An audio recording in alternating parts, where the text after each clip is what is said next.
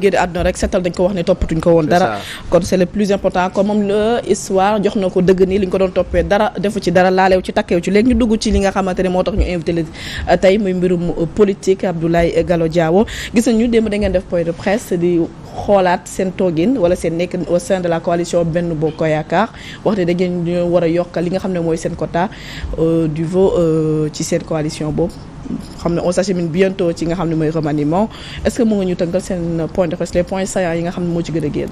merci mais d'abord une précision. waxuñu pour ñun ñu yokkal ñu quota. déedéet li ñu wax mooy que ñu gën ñu jox gëdd ñu gën ñu considérer. ñu gën ñu respecter ci coalition bi nga xamante ne nii ñun ñoo bokk tabax ko. nombre de ministres yi ngeen am da ngeen gis ni. non waxuma loolu xam nga yooyu. man ce n'est pas de mes prérogatives de négocier pour le quota du parti social. non da nga bëgg ñu gën leen. respecter waaw justement xam nga loolu par rapport ak nombre de ministres yu ñu leen jox ci gouvernement. par rapport à tout da ngeen gis ni kon respecté wuñu leen par rapport à tout xam nga jamono yële passé génn naa sax de ne bennoo sax dafay niiru ci benn plateau de télévision nit ñi yaakaar ne dafa am benn responsable après bu ma doon attaqué alors déedéet dañu organiser conférence de presse. ñoom seen permanence au nom de Benno Bokk Yaakaar ci présidium bi mu nekk waa APR kese di wax au nom de Benno Bokk Yaakaar en fait démarche bi ça ne concerne pas rek la distribution des responsabilités étatiques wala la distribution des avantages et des privilèges déedéet bu ñu ne respecter nit ki c'est autre chose. bu ñu ne considérer nit ki c'est par exemple ci dignitéem la ci éthique la ci morale la maintenant nag comme on est en politique. Puisque nous sommes dans la structure du pouvoir et que depuis 2012 ba léegi ñu ngi consentir énormément de sacrifices énormément d'efforts kon yoon la aussi ñu am cër bu am dayo te d'autant plus que boo defee jàngat ñun ba ñuy ñëw en 2012 on contrôlait plus de 100 collectivités locales maanaam mairie et conseils régionaux ñu dem 2014 ñu foqati suñu plus de 50 collectivités locales ñu ne deetawaay ñu débauché suñuy maire débauché suñu responsable ñu jóge foofu ñu dem élection 2014 waaw ba ñu jógee ci élection 2014 ñu dem élection législative 2017 ñu am 20 députés moins de 20 députés alors que en 2012 ba ñu déparé on avait 20 députés chaque fois day am régression maa ngi ñëw 2014 bi je pense que ñu am moins de presque 15 xawma 16 députés ñu dem élection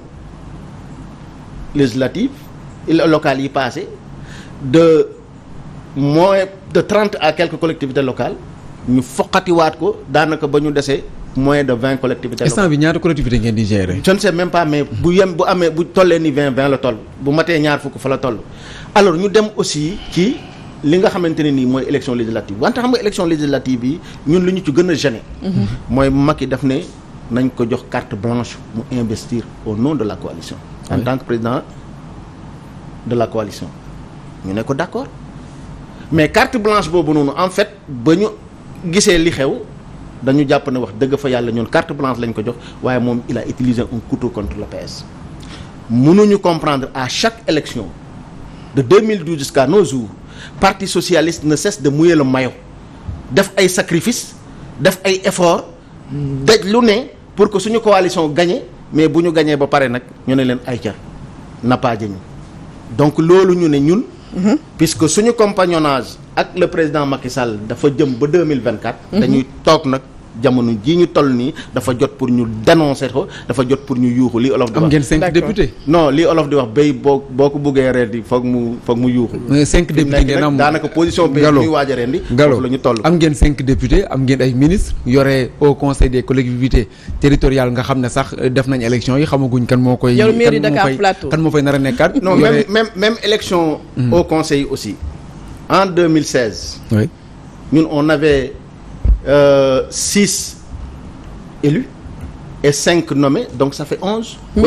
Aujourd'hui on a que xawma ñaata mais ci investiture yi xawma résultats yi xamaguma exactement PS ñaata la am mais ci résultats yi ci investiture yi on a 4 titulaires et 6 suppléants. 4 titulaires et 6 suppléants alors que en 2016 ba ñu paree élection ba ñu def suñu compte. on avait 11 conseillers. plus maintenant la présidente du HCCT donc maanaam la tendance c'est quoi. C'est que avec avec Benno Bokk Yaakaar avec le président Macky Sall et l'APR à chaque élection c'est le PS qui s'en sort affaibli. est-ce que décision al toppee ba leen yóbbee lii lépp. non xam nga ma sœur gis nga àdduna. foo mënta dem c'est l'ère des coalitions. aucun parti politique bu am doole ak sa doole nu mu mënta toll yow kese mënoo gagner. mais coalition boo xam dañ lay fragiliser. waaw justement mais da ngay régresser justement loolu nag moom d'abord moo tax ñu ne ñun dañuy nekk d'abord parce que xam nga ànd aussi nawle ànd gor ànd yëpp nag loolu moo ko tënk maintenant dañuy toog alerter mettre le président de la République devant ses responsabilités dans un premier temps ne ko président nag dafa jot pour nga xoolaat sa doxalin vis-à-vis du parti socialiste. mais en quoi faisant parce que fi mu nekk nii yéen dégg nañ leen ngeen di réclamer que ni ñi nga xam ne ñoo fi nekk nañ abale ñeneen ñëw. parce que war ngeen loolu beneen question la loolu c'est la démarche interne de notre parti. oui te loolu aussi c'est une préoccupation légitime de la majorité je dis bien de la majorité des socialistes dañu ne. waxuñu lu ñu wax dafa am fu ñu ko teg. oui xam nga man toog naa fii ci plateau Walf en 2019 di contester la rotation di contester la reconduction des ministres à l'époque. ma ne dañu def rotation ñu ne déedéet suñu dem si yàlla ba nekkoon tëdd France moo leen reconduire ba ñu demee instance yi acté ko. ñu ne ay ca ñu dem mais bii yoon tamit dañu jàpp ne bu fekkente ne yow ministre nga.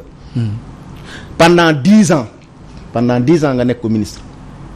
comme Serigne Mbaye Thiam wax dëgg fa yàlla jot na que nga jox ñi nga xamante ne nii ñoo la gën a féete ndaw ñoo la gën a féete suuf am les mêmes compétences am le même mérite am la même légitimité. am ngeen ñu ministrable fi mu nekk nii. mais parce que gis nañu que ni benn parti. benn côté wax parti socialiste ga dem nañu seen yoon.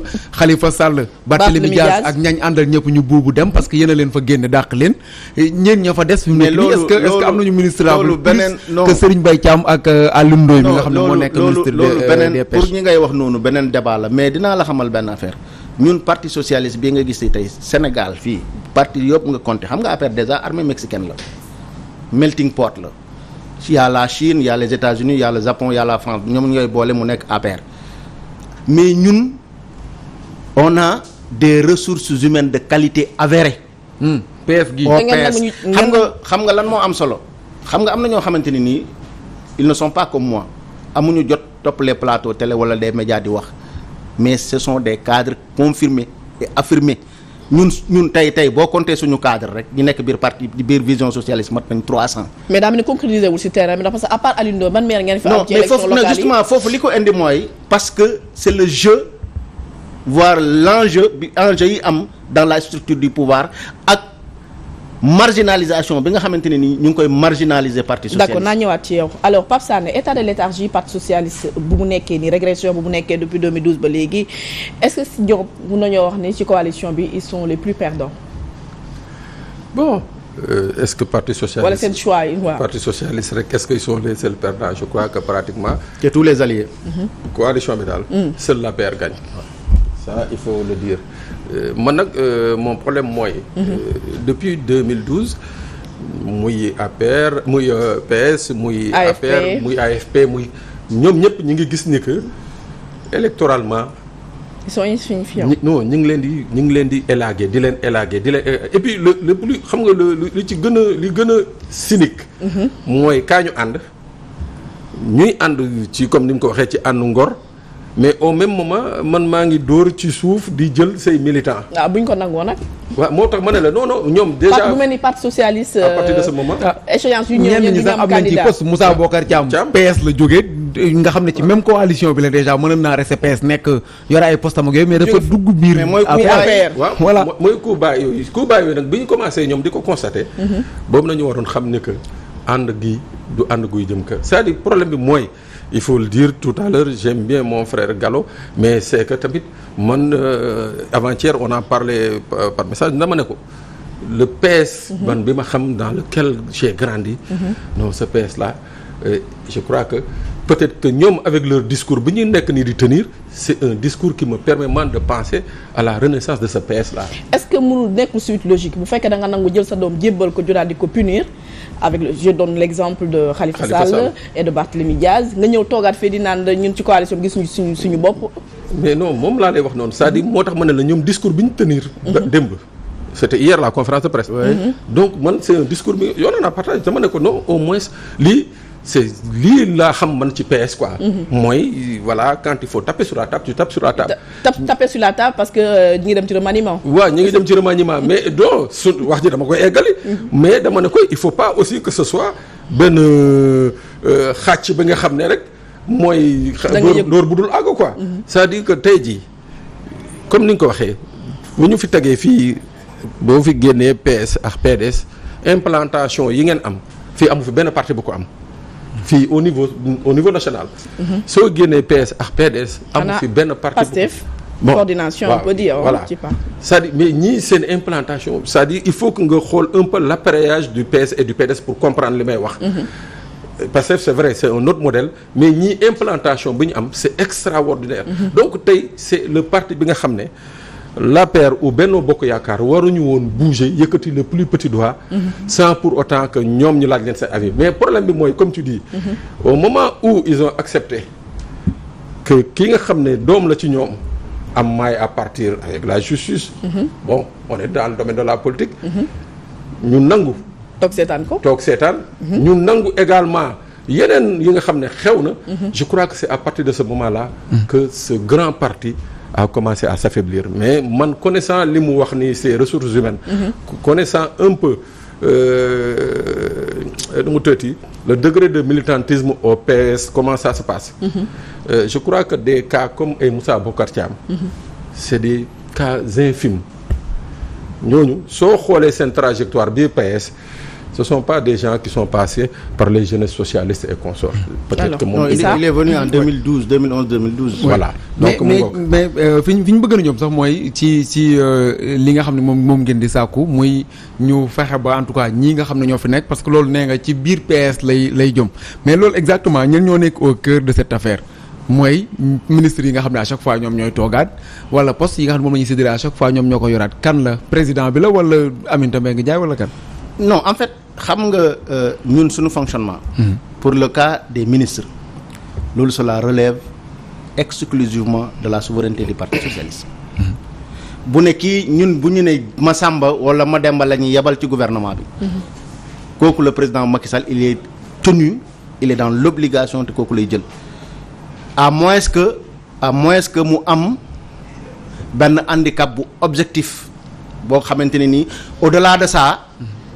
xëy na dafa am ci lu mu tax mais bu fekkente ne le profil est adéquat et approprié ñu joxe ko comme ni ñu joxee Alioune Ndoye noonu la ñu mën a joxee keneen noonu la ñu mën a joxee keneen mais dafa jot que boo defee 10 ans de ministère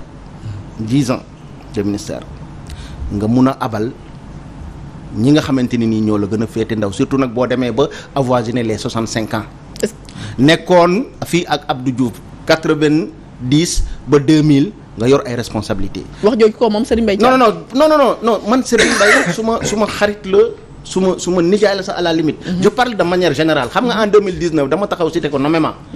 mook suma yaay. mener le combat mais bi yoon man je parle de manière objective et de manière générale. dama ne combat ba. non je termine dama ne. 19 xam nga dégg ngeen ko mu dem fii ci plateau télé. défendre li may wax. mais il est temps. que ñoom mag gi parti bi ñu yaatal géew bi ndaw ñi gis ci seen bopp pour ñu mun a préparer la relève moom moo ko wax fa yàggul donc moom ci boppam il a dans l'esprit que aujourd'hui c'est un passage obligé c'est de la nécessité voire même c'est survie politique la pour le parti fa mu nekk est-ce que du César Aminata Mbengue Ndiaye moo tax muy wax loolu. non je ne sais pas mais li mu wax loolu. C'est une opinion largement partagée par l'écrasante majorité des socialistes alors loolu sax man dama ko ciy ñaax moom ci boppam parce que béy sa weewu tànk moom ñun koy ñaan à la base muy région de Kaolack muy département de Nioro ñun ndaw ya fa nekk di yëngatu ci politique mu may ñu teete ñu gunge ñu pour effectivement yéene boobu mu am pour que relève bi nekk dans des conditions politiques optimales. pour parti socialiste fu mu war a yegg ak fu mu war a jëm. mais avant remaniement bi est-ce que di ngeen jéem a gisee en instant seen entre vous pour jéem a waxtaan. mais vous allez proposer des jeunes à la place yi nga xam ne ñoom ñoo fa nekk. oui xam nga loolu en général ñun suñu parti nu muy fonctionner